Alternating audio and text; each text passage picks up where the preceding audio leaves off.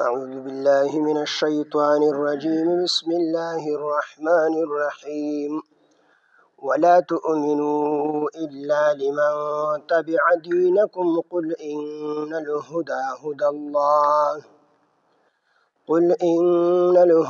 هدى الله أن يؤتى أحد مثل ما أوتيتم أو يحاجوكم عند ربكم. قل إن الفضل بيد الله يؤتيه من يشاء والله واسع عليم. يختص برحمته من يشاء والله ذو الفضل العظيم. صدق الله العظيم. رب اشرح لي صدري ويسر لي أمري واحلل عقدة من لساني يفقهوا قولي. رب زدني علما. سبحانك لا علم لنا إلا ما علمتنا إنك أنت العليم الحكيم.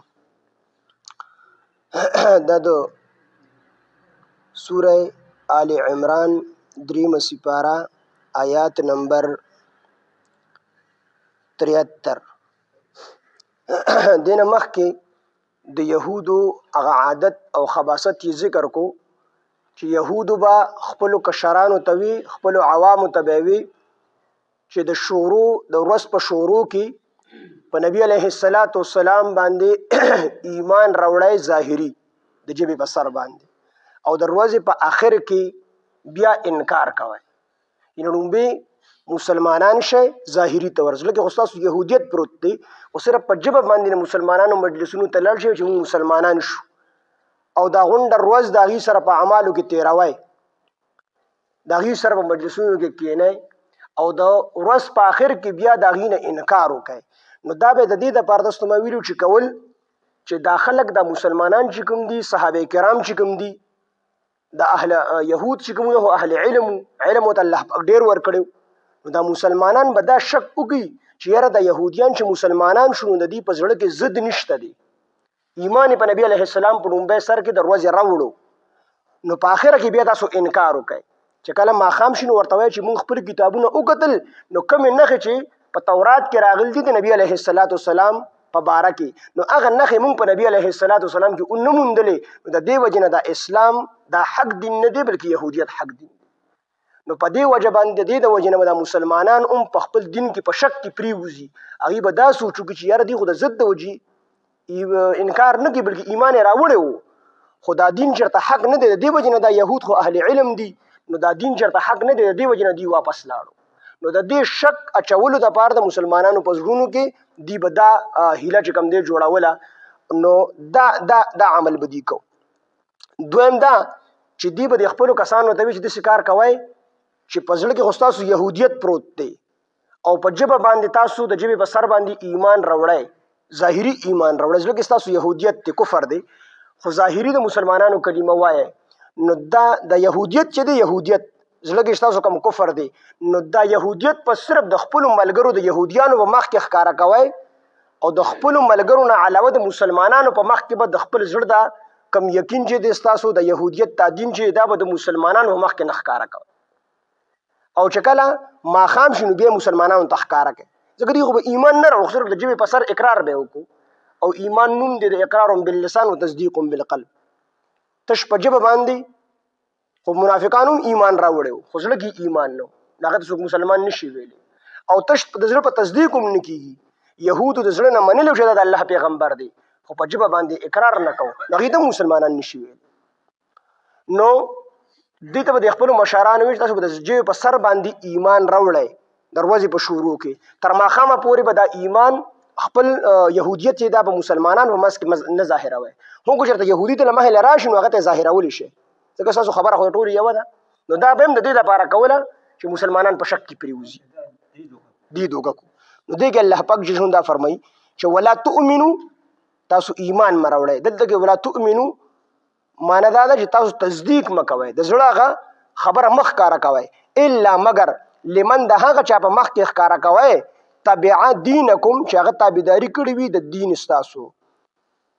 تفسیر جلالین د طبیعت تفسیر کړی دی په وافقه سره، تبع وافقه، چې هغه موافق وي دینکم د دین ستاسو، د دین ستاسو څوک موافق وي؟ د هغه سړي په مخ کې ښکاره کوئ چې کوم ستاسو د دین موافق وي، ستاسو سره په دین کې برابر وي، یعنې د یهودي په مخ کې ښکاره کوئ. چې کوم سړی يهودي دغه مخکې خپل زړه بلاس کار کوي چې زه ګورې په زړه کې يهودي ما خو د مسلمانانو د دوکه کولو لپاره په جواب باندې ایمان راوړی دی. نو ولا تؤمنو تاسو تصدیق مکوئ د زړه غ يهودیت مخ کار کوي الا مگر لمن د هغه چا په مخ کې کار کوي تابع دینکم چې هغه تابعداري کړی وي د دین استاسو یا هغه موافق وي د دین استاسو یعنی يهودي وي. قل او ته اے پاک حبیبا ان الهدى چې بشکه هدایت هدى الله د الله هدایت دی. یعنی تاسو کو ډېر تدبیرونه جوړ کړئ خو الله رب العزت چې چاته هدایت کړی دی هغه تاسو بیلارې کولې نشئ. هدایت د الله د طرف نه دی او بل د چا تربیت چې رسول الله صلی الله علیه وسلم کړي او د صحابو په شان د شاګردان هغه څوک بیلاری. نو تاسو کو هر څومره تدبیرونه جوړ کړئ خو ان الهدى بشکه هدایت هدى الله د الله هدایت دی. د هدایت نه مراد د دین د الله دی. هدى الله دین الله او دین د الله څخه د اسلام دی. نو ان الهدى بشکه هدایت هدى الله د الله هدایت دی نه د الله دین دی. ايو اوتا دا چې ورکړي شي احد یو کستا مثل ايو اوتا دا چې ورکړي شي احد چاته مثل پشان ما د هغه سو اوتیتم چې تاسو ته درکړی دی. دغه د يهوديانو بل یو خبره بیانې چې دی خپل مجلسونو کې دا خبره هم کوله چې تاسو مسلمانانو مخکې دا اقرار نه کوي چې څنګه علم موږ ته الله را کړی دی زموږ په شان دی علم بل چاته نه ورکوي. دا خبره بکوي دا به نه وایي چې نبی علیه السلام ته الله علم ورکوي. نو دا خبره به خلکو ته نه ظاهروي بلکې علم صرف زموږ سره خاص دی. دا خبره بکوي يهوديانو به وي د خپل کسانو ته چې تاسو په بار مجلسونو کې دا خبره به نه ظاهروي چې زموږ په شان دی علم به بل چاته ورکړي شي او زموږ په شان دی کتاب یعنی تورات بل چا باندې نازل کړي شي. زموږ په شان دی حکمت او پوهه بل چاته ورکړي شي. دا خبره به نه ظاهروي بلکې دا صرف خلکو ته به دا ظاهروي چې دا علم صرف د يهودو سره دی او کتاب صرف يهودو ته ورکړل شوی دی بل چاته به نه ورکول کیږي. او دغه رنګ دا خبره به وتم کوله چې موږ حق دین یو نو بل یو دین په موږ باندې په دلیل کې د الله په مخ کې غالب نشي راتلی. یعنی په ورځ د قیامت به موږ په خلکو باندې گواهی. قرآن کې الله پاک جشن د دې امت بارک ذکر کی وکذالک جعلناکم امه وسطا لتكونوا شهداء على الناس ويكون الرسول عليكم شهيدا. دا امت په نور امتونو باندې گواهی کوي. موسی علیه السلام براشي دغه رنګ حضرت نوح علیه السلام براشي الله ما نحنیم سو کاله تبلیغ کړی دی هر یو کس ته تلې ما جدا جدا دعوت مې ولوم ورکړل دي ځان له ولوم ورکړل خو الله پاک دې ایمان نه راو خلق په انکار وکي. د نبی علیه السلام امت پراشي او وی چې بالکل بشک الله پاک نوح علیه السلام نحنیم سو کاله تبلیغ دی خپل امت ته کړی دی. دی خبره نه د منلې د شپې هم تلې دي د ورځې هم تلې دي یوازې پسې هم تلې دي په جبه پسې هم تلې دي خو دی خبره نه د منلې. نو الله به دا خلق به اعتراض وکړي یا الله پاک دې زموږ نه وروستو راغلي دي نو دی څنګه به موږ باندې گواهی کوي. نو دی به ورته وایي چې الله پاک موږ ته تا په قرآن مجید کې ویلي او ستا پیغمبر راته ویلي او ستا خبره او ستا د پیغمبر خبره دا د دې نه ډېره افضله ده چې موږ په خپلو سترګو لیدلي. د دې نه دا خبره اوچته درجه کې ده. یعنی دور یقین به زمون په سترګو نو شي سور ستا په خبر او ستا د پیغمبر په خبر زمون یقین. نبی علیه السلام براشي په خپل امت په گواهیو کی چې الله پاک بالکل زما د امت ټیک خبره کی قرآن کې تاسو فرمایلی او ما ته په حدیثو کې ویل چې دومره تبلیغ کړل دومره کسانو لته ټول خبره ته ما کړی. نو دا امت په گواهی کې دا امت په دلیل جوړیږي په نور امتونو باندې. نو يهوديانو به وی دا خبر هم چاته نخ کار کوي چې د مسلمانانو موږ باندې غالب راشي د الله په مخ کې په دلیل کې بلکې موږ په دې باندې غالب راځو موږ په دې باندې گواهی کوو. مطلب به د ټولو خبرو خلاصه دا ده چې موږ په حق یو نور ټول خلک چې څومره دلته کې دي څومره مذاهب دي دا ټول په غلطه باندې خپل ځان به حق ثابتو حالانکه دې په خپل ځړه کې دا خبره معلومه و چې موږ په حق باندې خو صرف د مسلمانانو د دوکه کولو لپاره به دا خبره کوله. نو دې کې خبره ايوتا نو دلته کې د ايوتا نه مخکې به ولا تؤمنو لګوي چې تاسو په تصدیق نه کوي. ايوتا دا چې ور بکړي شي احد اچاتا مثل په مثل ما د هغه سو د هغه کتاب د هغه علم اوتیتم چې درکړی شوی دی تاسو ته. يهودو به یو بل ته تاسو ته کوم علم درکړی شوی دی د خلکو مخکې به دا اقرار نه کوي چې بل چاته هم داسې علم ورکړي شي بل چا باندې هم داسې قرآن کتاب نازل شي اسماني. او یحاجوکم دې تفسیر یې کړی دی په یغلبوکم باندې او یحاجوکم معنا چې یا به تاسو سره جګړه یا به هغوی جګړه کوي تاسو سره خو دلته یغلبوکم تفسیر یې کړی دی معنی دا ده چې هغوی به غالب راشي په تاسو باندې. د دې خبرې به هم اقرار چاته نه کوئ چې بل یو امت پر راشي او په تاسو باندې به غالب راشي د الله په مخ کې، بلکې تاسو به د الله په مخ کې به دې باندې ګواهي کوئ. او یحاجوکم ای یغلبوکم، یعنی هغوی به غالب راشي په تاسو باندې عند ربکم، ستاسو د رب په مخ کې یوم القیامت، په ورځ د قیامت. یعنی په ورځ د قیامت په یهودیان وی چې موږ په دې باندې غالب راځو په دلیل کې نور امتونه نشي راتللی، نبی سلام امت نشي راتللی. دا لږ مشکل دی خو بیا درته وایم. ایؤتا نه مخکې به ولا تؤمنو لګوئ یا ولا تصدقو به لګوئ، تاسو به تصدیق نه کوئ. ایؤتا تاسو به تصدیق نه کوئ، تاسو به اقرار نه کوئ خلکو ته د څه خبرې دې خبرې احد ولا تؤمنو سو به اقرار نه کوئ، تاسو به تصدیق نه کوئ د څه خبرې د دې خبرې ایؤتا دا چې ور بکړي شي احد چاته مثل په مثل ما د هغه علم یا د هغه کتاب اوتیتم چې درکړی شوی دی تاسو ته، یعنی تورات په شان کتاب به نازل نشي. او یحاجوکم یا به دوی غالب راشي، د دې خبرې اقرار نه کوئ، چاته به دا خبره نه کوئ. او یحاجوکم چې دوی به غالب راشي په تاسو باندې، یعنی د مسلمانان به غالب راشي په تاسو باندې عند ربکم، ستاسو د رب په مخ کې یوم القیامت، په ورځ د قیامت. یوم القیامت دا به سره لګوئ، په ورځ د قیامت په دې په تاسو باندې غالب راشي. دا اقرار به چاته نه کوئ، د دې ته پته وي چې دوی موږ باندې غالب راځي، خو تاسو به چاته نه وایئ ځکه چې بیا به د مسلمانانو کثرت جوړیږي. قل اوایه پاک حبیبه ان الفضل بشک فضل بید الله د الله په لاس کې دی، یعنی د الله په اختیار کې دی. فضل نه څه مراد دی؟ د فضل نه قرآن مراد دی، د فضل نه نبوت مراد دی، د فضل نه اسلام مراد، دا ټول د مراد کېدلی شي. ان الفضل بشک د قرآن او دا نبوت او دا اسلام بید الله د الله په اختیار کې دی. تاسو هر څومره خبرې کوئ او دې چې دا څومره خبرې کول دا به د ضد د وجې نه کولې که نه، چې دا پیغمبر په بني اسرائیلو کې ولې نه دی راغلی، دا ضد دي په زړونو کې، په موږ کې ولې دا پیغمبر نه دی راغلی، د دې ضد د وجې نه به دي وي چې دا خبر دا بانې به جوړولې په نبي علیه السلام به ایمان نه راوړو. نو الله نبی علیه السلام ته وفرمیل قل وفرمایو ته پاک حبیبه ان الفضل بشک دا فضل یعنی دا قرآن دا نبوت ورکول دا قرآن نازلول دا مسلمانان کول بید الله دا الله په اختیار کې دی. یؤتیه ورکی هغه، یعنی دا نبوت ورکی دا غرنګ دا قرآن نازلی اسلام ته څوک راولي من هغه څوک یشاء چې وغواړي، یؤتیه ورکی هغه من هغه چاته یشاء چې وغواړي، بس چې الله وغواړي نو الله پاک جل شانه هغه اسلام ته راولي، هدایت ورته ورکي. نبی علیه السلام تر ابو طالب صاحب نبی علیه السلام په ډیر مهنت وکړو او ورته وی تر ماته په دې غوږ کې وای چې په ورځ د قیامت زستا سفارش کوم چې د ایمان راوړي. نو الله پاک جل شانه آیاتونه نازل کړل وی اے پیغمبر ته چې ته هدایت غواړې ته هدایت نشي کولی، زه چې ته هدایت غواړم هغه ته کوم د هدایت کی. نو هدایت د الله پاک په لاس کې دی. نو الله فرمایي چې ان الفضل بشک فضل بيد الله د الله په اختیار کې دی، یؤتیه ورکی هغه من هغه چاته یشاء چې وغواړي، چاته چې وغواړي ولا ورکی. والله الله تعالی واسع وسعت والذي علیم او پوهه دی. یختص خاص کوي برحمته په خپل رحمت سره من هغه څوک یشاء چې وغواړي، یختص خاص کوي برحمته په خپل رحمت سره. نو د رحمت نه مراد دین د الله دی، برحمته په خپل رحمت سره په خپل دین سره چې هغه اسلام دی. او د رحمت نه مراد نبوت دی چې په خپل رحمت سره الله پاک جهو یو سړی نبی جوړي.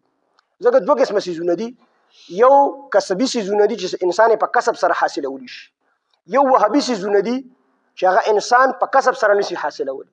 لکه سړی وي زه لوی عالم جوړېږم نو بس دې مهنت شروع کی الله به لوی عالم کی، یو سړی وي زه ډیر نیک جوړېږم نو دې مهنت شروع کی الله پاک په نیک جوړ کی.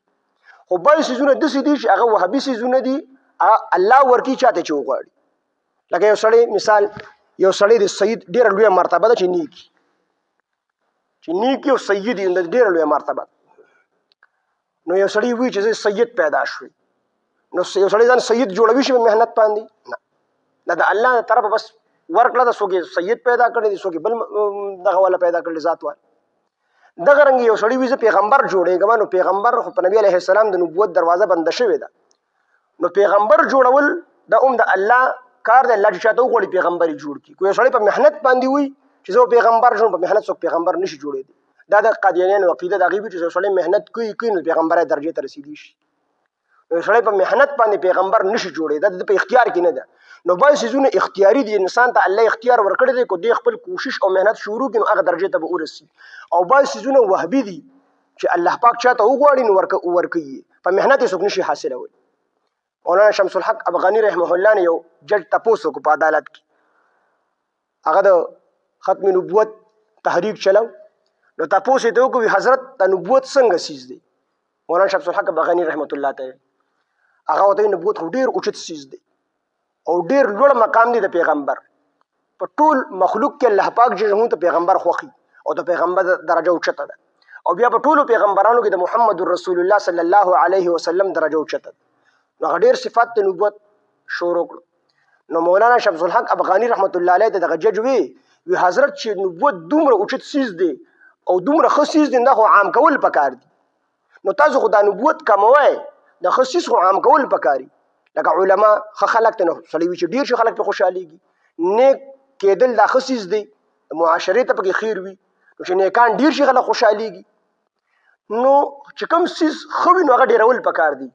نو مولانا شمس الحق افغاني رحمت الله علیه دغه جج وی حضرت ته چې وایي نبوت ښه سیز دی نو دا پیغمبري خو ډېرول پکار دي، او تاسو یې کموئ د قادیاني خلاف راوتئ چې دا پیغمبر نه دی، دی ختم کړلی شي. نو مولانا شمس الحق افغاني رحمت الله علیه ورته وفرمیل په دغه ټایم کې د دې جج په لاس کې د 100 روپو نوټ و. مولانا شمس الحق افغاني رحمت الله علیه ورته چې حضرت جج صاحب د 100 روپو دا نوټ څنګه دی؟ هغه ډېر ښه سیز دی. نو هغه ورته دا ښه سیز خو عام کول پکار دي. یو زه داسې وکړم او خپل کور کې یو مخر پیدا کړم او د 100 روپو دا نوټونه جوړوم، او هر سړی دغه شانتي وکړي د 100 روپو نوټونه جوړي او ځان یې بازار کې سودا ومالي او ټول خلک به مالدار شي. دا به څنګه وي؟ هغه دا ته نشي کولی. ولې؟ ورته وی د نوټ ته جوړولو اتارټي او اختیار دا چې کوم دی حکومت وقت ته حاصل دی، بل څوک نشي کولی. وی حضرت کو بالفرض زه وکړم زما به څه سزا وي؟ نو هغه ورته وی ستا سزا به دی، تا ته به سزا میلاویږي او ستا دا نوټ دا د سوځولو قابل دی. نو هغه ورته وفرمیل وی حضرت دقه شان دی، د پیغمبر جوړولو اتارټي او اختیار د الله سره دی. نو چې کوم سړی الله پیغمبر جوړ کی هغه پیغمبر دی مونږ په سر سترګو باندې منو، خو چې کوم سړی په خپل ځان پیغمبر کی نو دغه پیغمبر د جعلي لوټ په شان د سوځولو قابل دی، او څوک چې اتباع او تابعداري کوي څوک منی د کم د سوځولو او د سزا قابل. نو نبوت د دې شي چې دا وهبي سیز دی، الله چې چاته وغواړي ورکوي. نو دی که الله پاک جهو فرمایي یختصو، نو د بني اسرائیلو د یهودو د دې په زړه کې دام یو ضد چې دا پیغمبر الله په مونږ کې ولې نه دی راغلی. ټول پیغمبران په بني اسرائیلو کې راغلي دي، د نبي علیه السلام ولې په قریشو کې راغلي، په کارش دیم په مونږ کې راغلي. نو د دې ضد د وجې نه الله په تو فرمایل چې یختصو خاص کوي به الله پاک برحمته په خپل رحمت سره، په خپل رحمت سره. د رحمت د مراد سمې نبوت دی او دین دی، په خپل دین سره یا په خپل نبوت سره. من هغه څوک یشاء چې وغواړي، والله الله تعالی ذو الفضل العظیم د لوی فضل خاوند دی. ولا تؤمنو او تاسو تصدیق مکوئ الا مگر لمن د هغه چا مخکې کوئ تبعا چې موافق وي دینکم د دین ستاسو.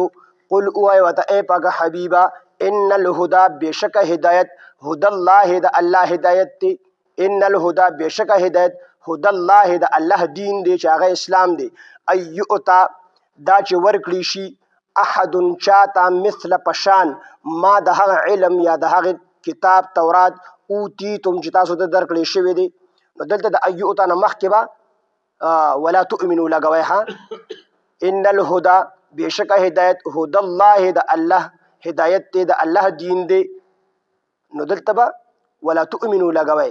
نو ایؤتا تاسو تصدیق مکوئ دا چې ور بکړي شي احد چاته مثل پشان ما د هغه علم یا د هغه کتاب اوتیتم چې درکړی شوی دی تاسو ته. او دلته بیا ولا تؤمنوا لګوئ، تاسو به تصدیق نه کوئ. او یحاجوکم دا چې او یحاجوکم چې غالب براشي په تاسو باندې عند ربکم ستاسو د رب په مخ کې باندې په ورځ د قیامت.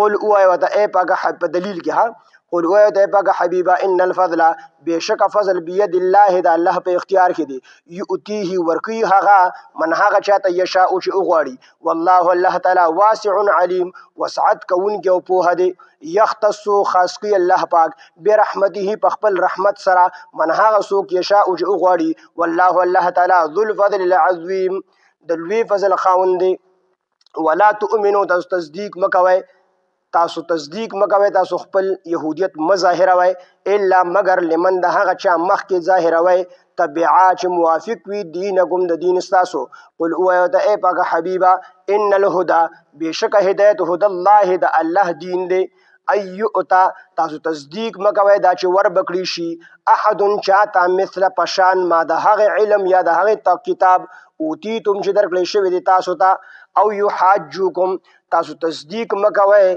دا چې یحاجوکم چې هغوی به غالب راشي په تاسو باندې په دلیل کې عند ربکم ستاسو د رب په مخ کې یوم القیامت په ورځ د قیامت قل اوه وته اے پاک حبیبا ان الفضل بشک فضل بيد الله د الله په اختیار کې دی یؤتیه ورکی هغه من هغه چاته یشاء چې وغواړي والله الله تعالی واسع وسعت کون کې دی علیم او په دی یختص الله پاک خاص کی برحمته په خپل رحمت سره په خپل نبوت سره یا په خپل دین سره من هغه څوک یشاء چې وغواړي والله الله تعالی ذو الفضل العظیم د لوی فضل خاوند دی الحمد لله رب العالمين والعاقبة للمتقين والصلاة والسلام على سيد الأنبياء والمرسلين وعلى آله وأصحابه أجمعين ربنا تقبل منا إنك أنت السميع العليم وتب علينا إنك أنت التواب الرحيم إله العالمين تزمون رازشي له زمون لوی وانه ټول ګناهونه معاف کی الہ العالمین موږ سوې سمو ورد د عمل کولو توفیق او طاقت راکې الہ العالمین زموږ د درس په خپل دربار الهی کې قبول او منظور کې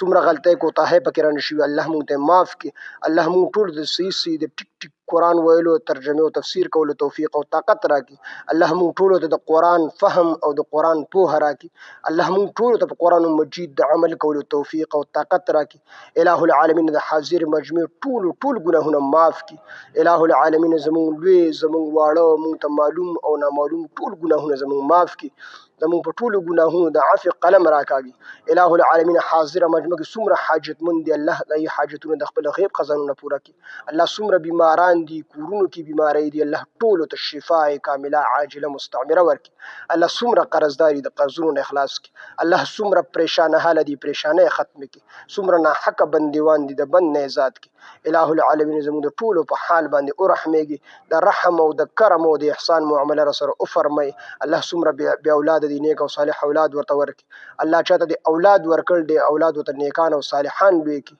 الہ العالمین ټول د بچیانو د اولاد د غم نه بچ وساتي الله دنیا او آخرت کې د کامیابو د خوشحالو د عزتونو ژوند راکړي الله دنیا آخرت کې د بې عزتۍ د بې پردګۍ د شرم او د بې حیا د ژوند نه موږ ټول مسلمانان بچ وساتي الہ العالمین زموږ مال جان وخت تاڼو تاثیرونه سپتاینونو نه بچ وساتي د خپل دین د غلبې دپاره استعمال کړي الہ العالمین حاضر مجمع کې څومره شرعي حاجتونه د خلکو یا په زړه کې یا چې کوم دی الہ العالمین نور شرعي حاجتونه الله ټول د خپل غیب خزانونه پوره کړي خاتمه زموږ د ټول بالخير او بالایمان کې وخت ځن کدن مو د جوړ په صدق سره په جبدا کلمه چالو کې لا اله الا الله محمد رسول